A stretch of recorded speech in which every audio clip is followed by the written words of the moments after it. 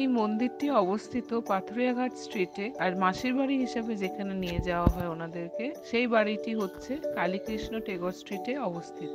বাড়ির খুব সামনে এই মন্দিরটা হওয়ার জন্য ছোটবেলা থেকে খুব সামনে থেকে রথযাত্রা দেখতে পেরেছি।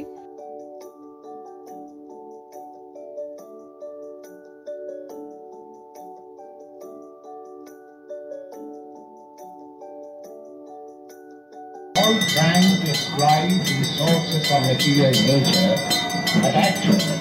So eventually struggle against material nature.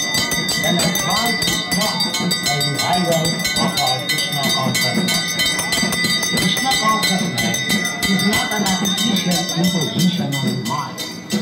This consciousness is the original energy of living entity. When we hear the transcendental vibration, this consciousness is here, what is situated on the transcendental plane. This chanting of Hare Krishna, Krishna Krishna, Hare Hare.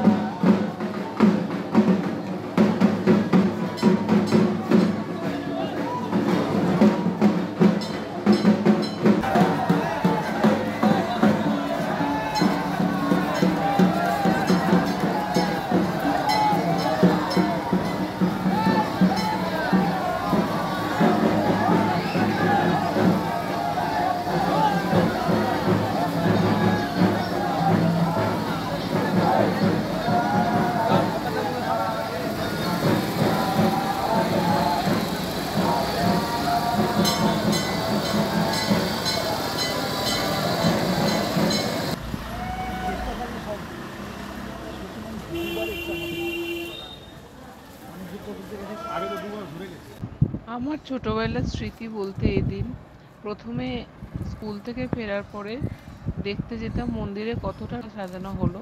সাজানোর পরে অপেক্ষা করে থাকতাম কখন রথটা বেরোবে। যদিও কোনোবার পুরোটা যাওয়া হয়নি, কিন্তু কিছুটা যেতাম, এবং যতটা সময় বেরোনোর আগে মন্দিরে রথটা দাঁড়িয়ে থাকতো ততটা সময় সেই সময়টা ওখানে কাটাতাম। তারপরে বাড়ি ফিরে এসে বিকেলবেলা ছাদে গিয়ে আমার একটা ছোট রথ ছিল, যেটাকে সুন্দর করে সাজিয়ে বলরাম, সুভদ্রা এবং জগন্নাথ ঠাকুরকে বসিয়ে তাদেরকে রথ টানতাম